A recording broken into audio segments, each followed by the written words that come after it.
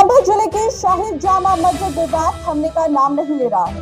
संभल की शाही जामा मस्जिद को लेकर हो रही हिंसा और आगजनी के बीच आखिर क्या है प्लेसेस ऑफ वर्शिप एक्ट और अब इस मामले की कानूनी स्थिति क्या है, ये भी हम आपको बताएंगे। लेकिन सब जानने के लिए खबर को अंत तक देखें और बने रहे हमारे साथ।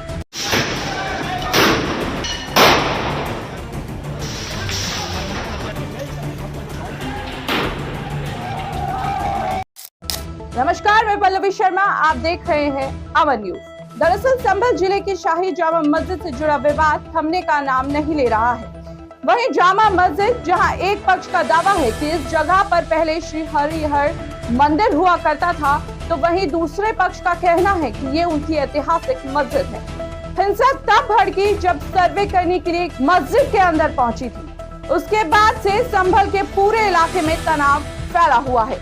फिलहाल हालात को देखते हुए बाजार, इंटरनेट सेवा और स्कूलों को बंद रखा गया है। इस बीच एक बार फिर से प्लेसेस ऑफ वर्शिप एक्ट की चर्चा हो रही है।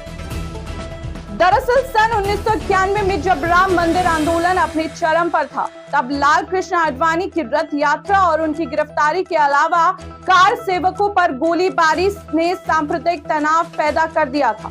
देश भर में हिंदू मुस्लिम दंगे हो रहे थे। उस वक्त तत्कालीन प्रधानमंत्री पी.वी. नरसिम्हा राव के नेतृत्व वाली कांग्रेस सरकार एक कानून लेकर आई थी, जिसका नाम था पूजा स्थल कानून, यानी प्लेसेस ऑफ वर्शिप एक्ट। यह कानून कहता है कि 15 अगस्त 1947 को देश में जो भी धार्मिक स्थल जिस भी स्थिति में है, उनकी वही स्थिति बरकरार रहेगी। अधिनियम की धारा 3 कहती है कि कोई भी व्यक्ति किसी धार्मिक संप्रदाय के किसी उपासना स्थल को किसी अलग धार्मिक संप्रदाय के उपासना स्थल में नहीं बदल सकेगा। इसका उल्लंघन करने पर 3 साल तक की जेल भी हो सकती है और जुर्माना भी लगाया जा सकता है। हालांकि राम जन्मभूमि बाबरी मस्जिद विवाद को इससे दूर रखा गया। बता दें कि प्लेसेस ऑफ वर्शिप एक्ट को लेकर अब चुनौती दी गई है। इस एक्ट को लेकर कुछ पक्षों की तरफ से लगातार सवाल उठाए गए हैं। एक ऐसी ही याचिका बीजेपी नेता और वकील अश्विनी कुमार उपाध्याय की ओर से 2021 में दाखिल की गई। मीडिया रिपोर्ट के मुताबिक अश्विनी कुमार ने कहा था कि ये कानून भारत के संविधान द्वारा निर्धारित धर्मनिरपेक्षता के सिद्धांत का उल्लंघन है। इसके पीछे दलील ये दी गई थी कि ये कानून उन पूजा स्थलों को वापस मूल धर्म के अनुयायियों को सौंपे जाने से रोकता है, जिन्हें सदियों पहले आक्रमणकारियों और शासकों ने नष्ट कर दिया था। ज्ञानवापी मामले की सुनवाई करते हुए पूर्व सीजेआई डी.वाई. चंद्रचूड़ ने कहा था कि किसी जगह के धार्मिक चरित्र का पता लगाना प्लेसेस ऑफ वर्शिप एक्ट की धारा 3 और 4 का उल्लंघन नहीं करता है। यानी किसी धार्मिक स्थल की प्रकृति को बदला नहीं जा सकता, लेकिन यह जरूर पता लगाया जा सकता है कि उस पूजा स्थल की असल प्रकृति क्या है। बता दें कि पूरे मामले के बाद कोर्ट ने सर्वे का आदेश दिया था। 19 नवंबर को सुप्रीम कोर्ट के वकील विष्णु शंकर जैन ने संभल की चंदौसी सिविल जज की कोर्ट में याचिका लगाई थी। याचिका में दावा किया गया था कि संभल की शाही जामा मस्जिद के पहले वहां पर श्री हरिहर मंदिर था। इसके लिए उनकी तरफ से 2 किताबें और भारतीय पुरातत्व सर्वेक्षण यानी ASI की एक रिपोर्ट का हवाला दिया गया था। इनमें बाबरनामा, INA अकबरी और ASI की एक 150 साल पुरानी एक रिपोर्ट शामिल है। याचिका दायर होने के बाद कोर्ट ने मस्जिद का सर्वे कराने का आदेश दिया था। इसके बाद से ही संभल में तनाव का माहौल है।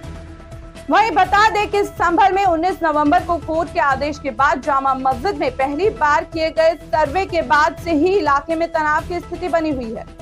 सर्वे के बाद हुई हिंसा में 4 युवकों की मौत हो गई थी। अब इस मामले की जांच को लेकर इलाहाबाद हाई कोर्ट में एक जनहित याचिका दायर की गई है।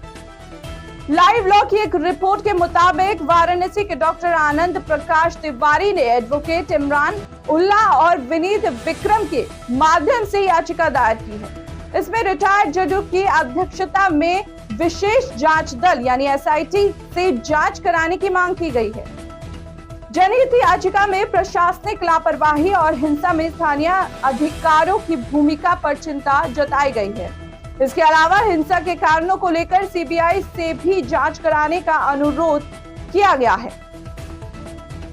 इधर हिंसा प्रभावित संभल में 29 नवंबर को होने वाली जुमे की नमाज को लेकर भी प्रशासन अलर्ट पर है। मुरादाबाद मंडल के कमिश्नर आंजनेय कुमार सिंह ने लोगों से अफवाहों पर ध्यान नहीं देने की अपील की है। उन्होंने कहा है कि जुमे की नमाज को लेकर सुरक्षा इंतजाम किए गए हैं।